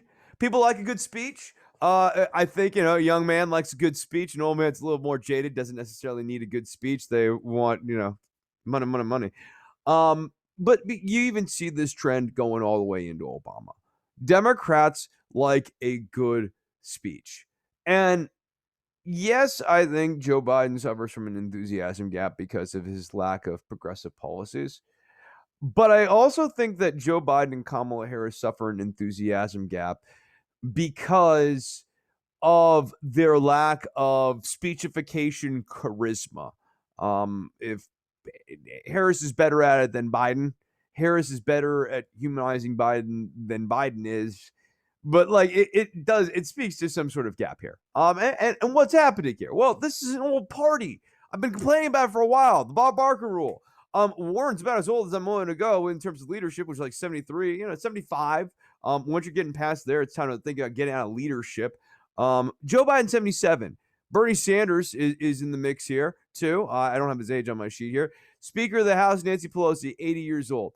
Jim Clyburn, who's coming out and talking about how defund the police and the progressive activists and AOC are holding the party back. He's 80. It's not going to be his problem for much longer. Steny Hoyer, a guy named Steny, 81. The baby among the Democrats is Chuck Schumer, so we got to bump him off. He's 69 years old. Not nice. Not nice. The median age of the country is 38. So I'm a little bit underneath it. AOC's a little bit underneath it, which means she's the future of the party. The Castros, around 40. Great. I think, if anything, you're better off a little bit over the median age rather than a little bit under the median age, given the turnout. Oh, by the way, Gen Z, if you guys want to start showing up during these next elections, please, by all means, the 9% turnout among 30 and younger. Not awesome. Not great. There was a high turnout election, but you want to change the world, you gotta show up to the world. Um, now we need to get into. There's a bigger point here, but I'm going to frame it in a kind of silly way. The Libertarians won the election for the Democrats. Obviously, it's not that simple, but let's talk about some of these vote margins. Jo Jorgensen in Georgia, she gets 62,000 votes. Donald Trump gets 2,400,057 votes, or 457,000 votes. And then Joe Biden gets 2,469,000 votes. So that makes a spread of just over 13,000. If you think, as I do, that most libertarians in the year 2020, now that we are way past the Gary Johnson, Ron Paul, slightly Democratic-ish flavor of the Libertarian Party, now that that has yielded entirely to a alt-right light flavor of the party, this is a party that is going to break something like 6 to 10, 7 to 10 in favor of the Republican Party if they're not on the ballot. Maybe those people stay home. And that's Bruce's point on the last episode, is that, you can always anticipate that these people just don't vote if the Libertarians aren't on there. You have to assume that there are some people who earnestly believe in this libertarian stuff. I grant that. But if you held a gun to their head and said that one of these two people is going to be president, you need to choose, buddy, they're probably going to go with Donald Trump because they view Donald Trump as the person who is going to maximize their liberty. Give me liberty or give me death. With Donald Trump, why not both? Don't wear a mask. Go outside. Attend one of his rallies. Liberty and death. You don't have to choose anymore. So when we're talking about 12,000 votes, with Jorgensen 62,000 votes, you run that 7 to 10 ratio, that's well inside there. Georgia is a thing that the Democrats shouldn't bank on without doing more additional work, because those libertarian voters are going to be thinking about this. So you may not be thinking about this. Beltway DC blue check types on Twitter who live in their coastal cities are not going to be thinking about this. But the libertarian voter in the state of Georgia, does that person sound more like a Republican or a Democrat to you? The Libertarian Party in Georgia. They're going to be thinking about this, and they won't make the same mistake twice. They won't make the same choice twice, even if you don't want to call it a mistake. They're not going to do the same thing twice. I wouldn't expect. And if anything, it really just depends on how the Republican Party approaches the Libertarian Party going forward here. I wouldn't be surprised to see the Libertarian Party have their earth absolutely scorched by Republicans over the next 4 to 5 years here, because they don't need this. Republicans do not want this, and they're probably worried that if the Libertarians run a more viable candidate, this makes these margins even more unattractive. I guess conversely, if you're the Democrats, maybe you want to shadow fund the Libertarian Party. Is that too clever for them? I don't know. I got another idea that's kind of like use the right to work against the right strategy here later on. I'll say this. The right has gotten good with this by using crystal ball as a way of punching the Democrats. I don't see why the Democrats can't get good at using the right and levers on the right to punch the right. So let's move on to Wisconsin here. Wisconsin, the margins are 20,000 votes. So Donald Trump lost by 20,000 votes with 1.6 million votes, with 10,000 in addition.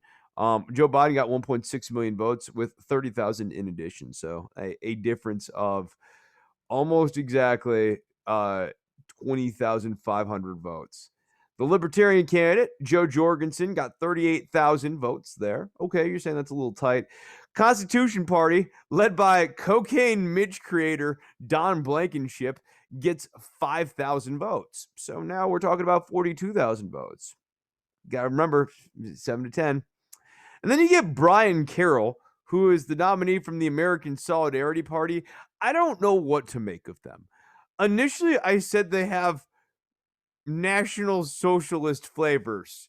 Uh, and I still maintain that. I'm not saying the German iteration of that per se, but I've read their website and I think that they would vote Republican more than Democrat. But the American Solidarity Party, a strange party, a strange party.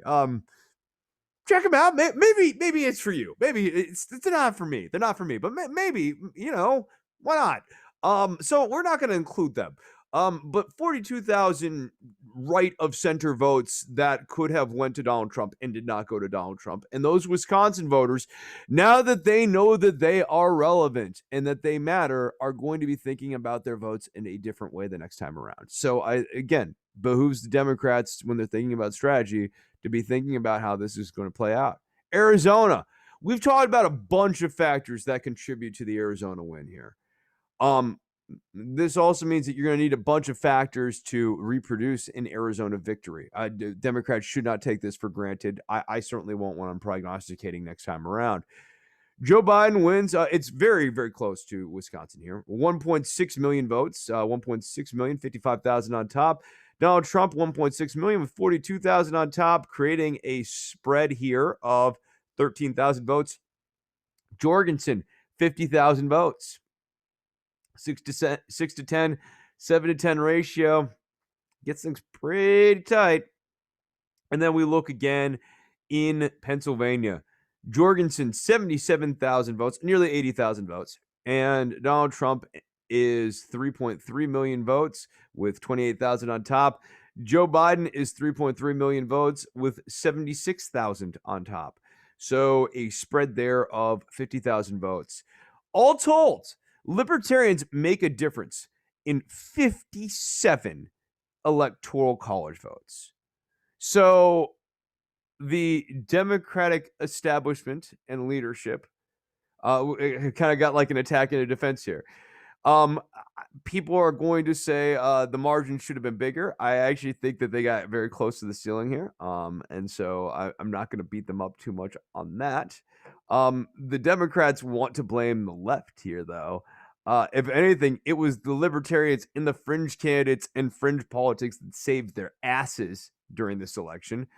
And, oh, by the way, people who think that the Joe Biden model of politics works really well, I think you've got to actually look at this electoral college map and go, no, it probably doesn't. It's just that, like, anti-Trump activism is driving so much of the way people feel about Donald Trump and what created such a large margin.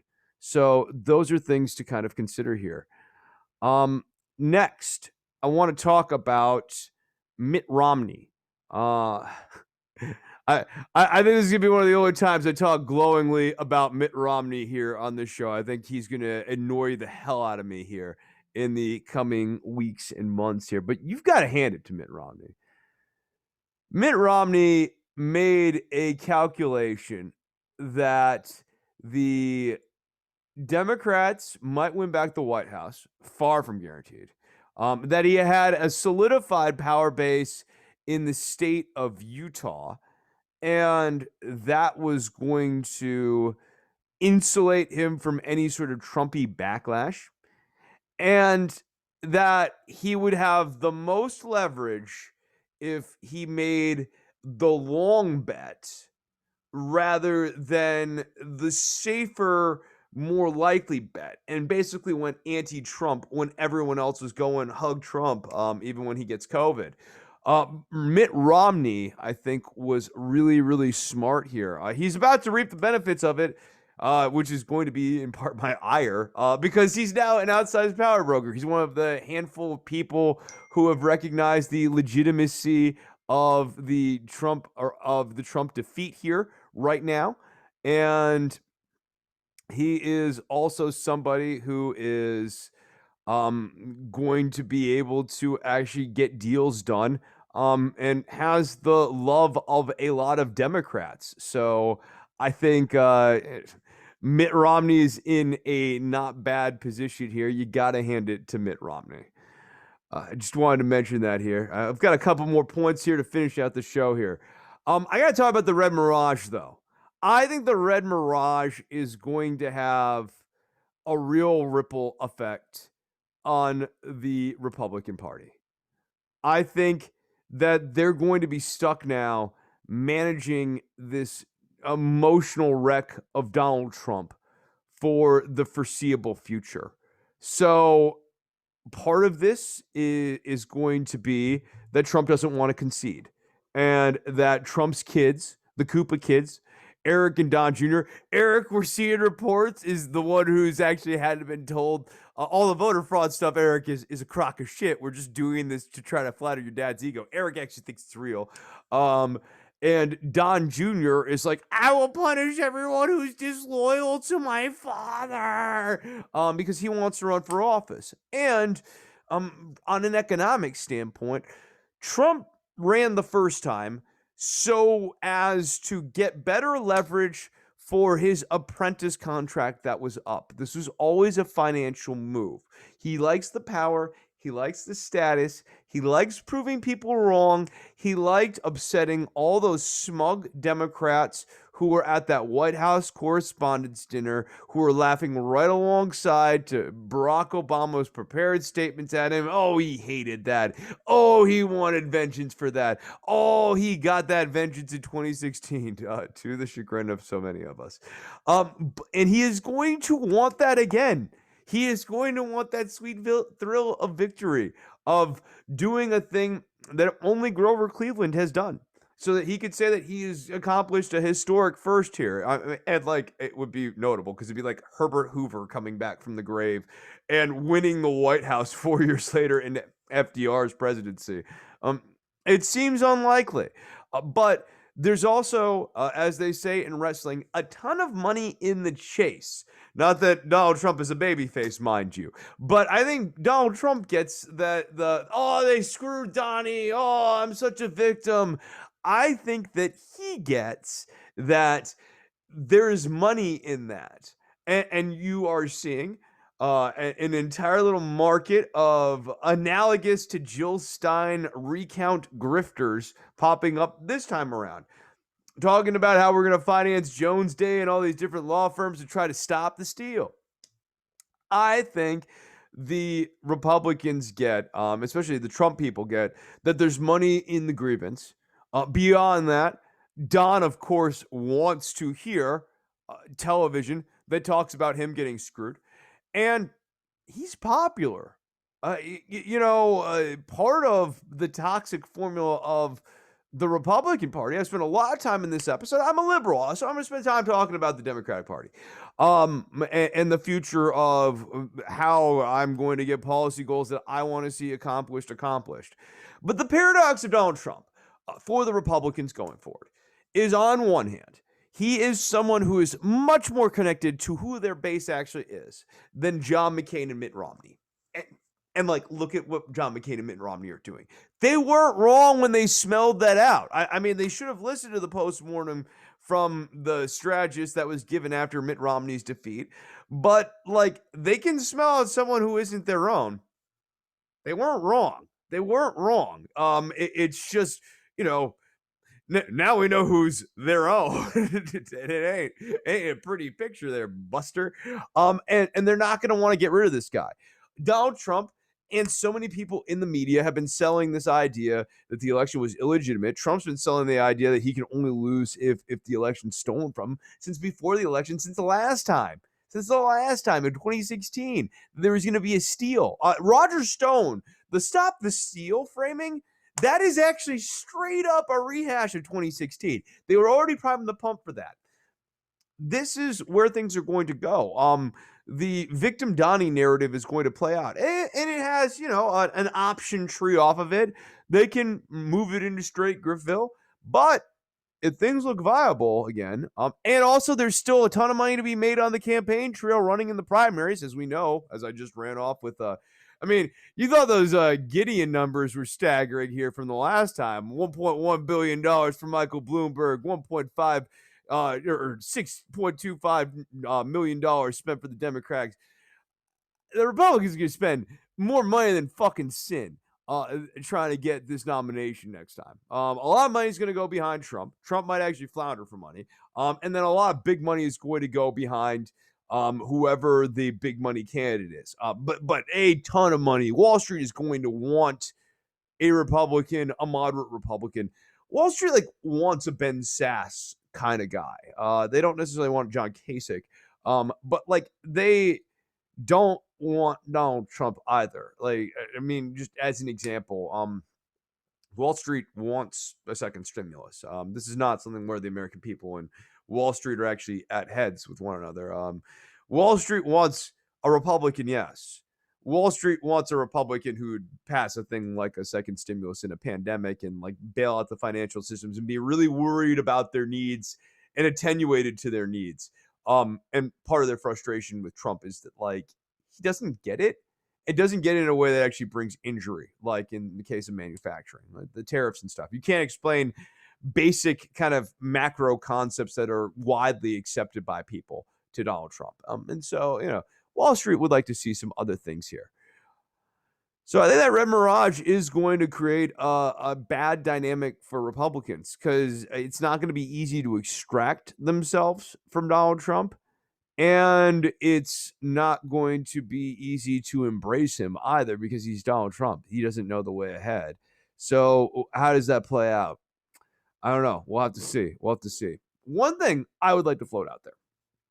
I know we are in an era of it's fun to have sock puppet accounts. As I'm taping this just yesterday, Republican guy from Pennsylvania got busted for putting out a tweet saying, I am a black gay guy, and my life personally got worse under Barack Obama. So, I know that people that do this sock puppet thing, it's kind of got a little bit of an appeal. So let's take it macro.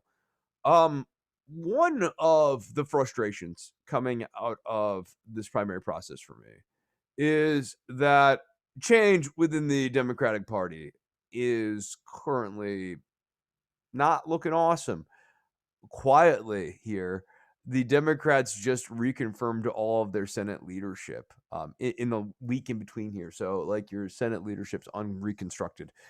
There will be no leadership purge. See, people still complain about that last night. I was like, nope, not happening now. Not happening now. We still need it. Things still need to change. Doesn't change that. So where is change? Let's talk about that. I think so much. There's one theory of change. It's like, oh, we're gonna break away. We're gonna make a new party. Okay, I don't. If it was gonna work, it would have started working by now, right? Like if people aren't voting for a third party with Donald Trump and Joe Biden on the ballot, what would it take? What would that third party have to look like? And would it really be a like left or right third party, or would it be more like Ross Perot, Andrew Yang, John Anderson sort of thing? I mean that's realistically what that third party would look like. Probably not what a lot of people who want a third party want. I don't think. And I also don't necessarily think that presidential leadership is the right way to go about it. But here's an alternative way of thinking about this. We were talking earlier about how there's no rule that says that the Republicans are always going to be the conservative party and the Democrats are always going to be the progressive party. If you go back 100 years ago, the Republicans and the Democrats were flipped, right? So you had that little neutron, electron cloud thing with the senators and the representatives in the middle of the last century. I'm doing the hands thing. In the last century, and that's because they were realigning like two poles inverting. There's no reason that says that the Republican nominee has to be a conservative. There's no bylaw in the Republican charters, even with all their anti-Ron Paul adjustments or whatever. It's not like there's a conservative parity test that you must pass. Right now, the only threshold is you gotta win voters. There's no rule for being a Republican that says that you have to be a conservative. So, if you see what I'm trying to argue here, I think there is merit in trying to push the Democratic president and Kamala Harris as far as we possibly can and try to get as much change out of them as possible. But it's entirely possible, nay, even likely, that Joe Biden will lose himself in a sea of unity and kumbaya and piss away all of his political capital. Yes, I know it doesn't exist. I already hear some people saying that. But it just so happened that he'll be up against the electoral college or the electoral calendar and get nothing done. And I don't know what the term for that is, but I'm going to call it political capital because it exists. It's very likely that we'll watch that movie with Joe Biden and Kamala Harris. It seems like the Democrats have not learned a lot of lessons over the last decade. Okay. And we should watch that for a bit. We should give them a chance to try to do what they're going to do. But if it doesn't work out, I see no reason why progressives, liberal, left activists shouldn't consider hijacking the Republican primaries. First and foremost, one of the best things that you offer to all Democratic voters is you remove the threat of a Republican. And so often, when you debate centrists, what do they like to say about why you shouldn't, withhold your vote or whatever? Oh, so you just give it over to the more conservative Republican. That can go away. That argument can be dispatched. That is a beatable argument if you have the Republican nomination. The Republican's more liberal than the Democrat. And not like in the way that like Crystal Ball and Sagar and Jetty and like the outflanking takes go, like actually more liberal. That argument's no longer available to the Lincoln Project centrist Democrats. No, you have the more liberal candidate. This is kind of happening to you all right now because you didn't run more liberal candidate. Oh, by the way, that marginalizes a whole bunch of Republican voters. Republicans will still vote for the brand though. Republicans also have like that weird like own the libs thing, and like they might vote for the Republican lib to own the Democrat lib just because of the own the libs mechanism. Either way, it's a win-win-win. So first and foremost, the best thing if you want to see liberal democratic progress is for both the two major party candidates to be liberals, right? Like, duh. Why not do it? I know there'll be a resistance, but like also that gets into the next thing. Less fighting inside of the party, less punching left, less left punching the Dem establishment. It's not helping anyone. It's not. It's fun. There are a lot of petulant children. There are childish centrists. I've run into them. There are childish leftists, and I've run into them. It's fun, but our enemies are over there on the other side of the aisle. So you can go in there and you can fight with the people who actually like fascists. If you're someone who's anti-fascist, I feel like that's a tremendous opportunity to really practice what you preach. So that's another component of this. And then last but not least, it gets the media attention on the issues you want to get the media attention on. And the Democratic Party has really no way of pushing you out. If anything, they're sort of politically incentivized to back you up, which just puts them in a very uncomfortable position. You don't want to see the liberal in the Republican nomination process get owned too badly, but you also don't want to see them succeed either. It's not an ideal situation. It increases leverage. So I think if people are unsatisfied with Biden and Harris after you give them some time to operate, and you don't have to give them infinity time. I'm not gonna be one of these centrist squishes of like, oh, it's civility. No. They're there to do a job. I vote for them to respond to the coronavirus. I vote for them to do stuff and crack some skulls and make do. I didn't vote for them to be nicey nice. So you're gonna have a little bit of grace period, but if they're not getting stuff done, yeah, no, let's think about how we're going to get another nominee. And you're not going to get a nominee by primarying Joe Biden. You're going to get a nominee by running in the open primary, and that means running as a Republican. No shame in that. Besides, the establishment media loves to talk about how great the Republican Party is. So maybe you'll get that respectability aura that they always give the Republican candidate, even when they don't deserve it. Last but not least, I hope I've answered this question perhaps during the course of this episode. I was asked about what changes about this show now that a Democrat is president. Not much, because I'm a liberal. I'm not a Democrat. I have a goal of policy outcomes that I want to see accomplished, of which the Democratic Party gives me some, and the Republican Party, at this point, more or less gives me none. So, yes, I favor Democratic nominees over Republican nominees in sort of a blanket way that you can, of course, derisively go blue no matter who if you like rhyming schemes and want to act like the person voting like that's being the childish one and not you, the rhyming scheme person.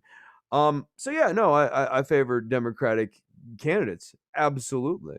But I also just find myself ice cold at this party. Chris Coons, Meg Whitman, Joe Biden. These are not my people. They will never be my people. I don't agree with their vision of politics. I think the civility thing is from this bygone era that they all grew up in, and that they don't understand the nature of the opposition. I'm legitimately worried that Joe Biden is going to civility his way to a one-term presidency, even at this early stage. I'm watching him struggle with getting recognized as the legitimate president, and it makes me think that he's going to struggle with being a president with legitimacy, even if he's 1,000 times more legitimate than Donald Trump. I was never soft on Barack Obama. He did a number of things that I didn't agree with, whether it was the way he handled the Mafia Marmara incident, the way he handled the oil spill in the Gulf, his usage of drone strikes and his ambivalence to Terror Tuesday. I've talked about some of my objections with Barack Obama in the past, and I think it was super important to the context of Barack Obama to kind of do that in a way that was respectful of the historicity and the importance of his presidency, and how like I also recognize and am like deeply touched by the idea that there are literally millions of children who looked at Barack Obama and for the first time saw a representation of themselves in a place of power, even if that guy, for us as adults, creates all these different issues. You're not thrilled about him nominating Tim Geithner. The 8-year-old boy doesn't care about that. The 8-year-old boy sees the president who looks like him, and that means something to him. And as someone who grew up memorizing presidents and stuff, that was super important to me. But I was always able to put that feeling that I have that's like deep and very real in a box, and also talk about, the failings and the shortcomings of Barack Obama as an adult male. And think about both of those components. And with Joe Biden, frankly, it's less of a challenge.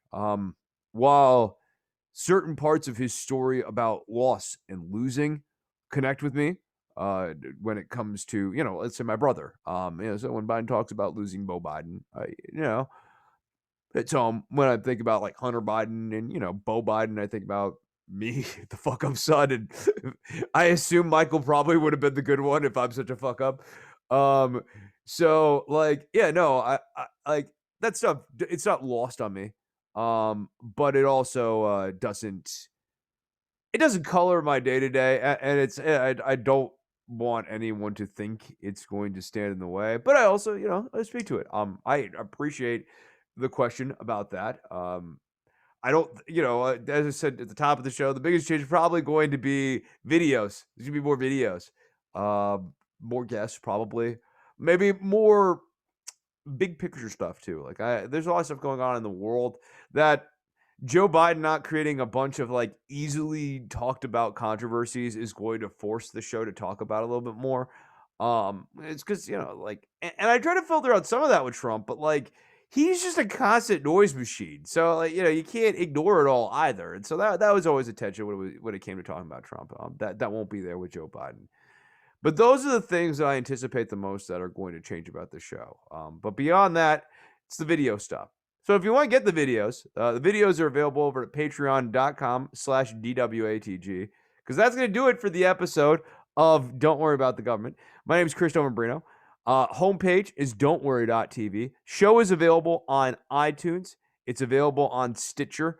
It's available on Spotify. So go and sub up there if you want to hear the show. The video version of the show, by just the nature of the way the video version works, is also getting out a little bit earlier to people. And I don't anticipate that changing because, like, I tape the video, I do like a quick like start and end edit, and then I post it. There's no post production or anything like that. The audio is a little bit lower. You're trading off a little bit of audio for video.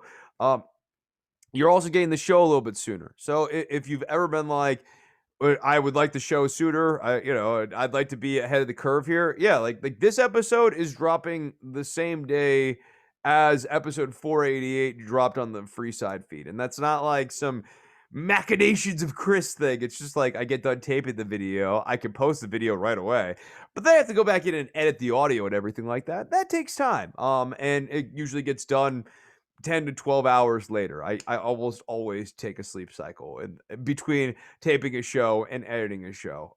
Fresh ears, all of that. So if you want stuff sooner, go and support the show. Patreon.com/DWATG. I've always promised I'm not going to give people less. And this is yet another example of me being true to my word on that. But it just so happens that the way the video component is getting produced, it allows me to give people more. Not just in terms of the video component, but also temporally. So go over patreon.com/DWATG. You can also sub up on PayPal if you want to do paypal.me/DWATG. Also, I'm on the Cash App. So again, if you don't want to do Patreon for whatever reason, but you want to get the bonus content, I have a list. It's a manual list. But if you send me money on PayPal or Cash App, I send it off to you. In an email. I know it's lo-fi. This is a punk rock show, bro. Bruce Carlson commented on that. It's like you're running like little punk rock shows every week. Yeah, no, I am. Right down to like the punk rock zine here. So if you want to be part of the zine side of it, cash tag Chris Nove on the Cash App or paypal.me/DWATG. I'm at Chris Novembrino on Twitter. Gonna probably shut that down here and just switch over to at DWATG at the end of the year. But go and check that out here. Just gotta streamline it. I want to try to be a little more professional. Maybe change my headspace a little bit by changing the way I interact with social media.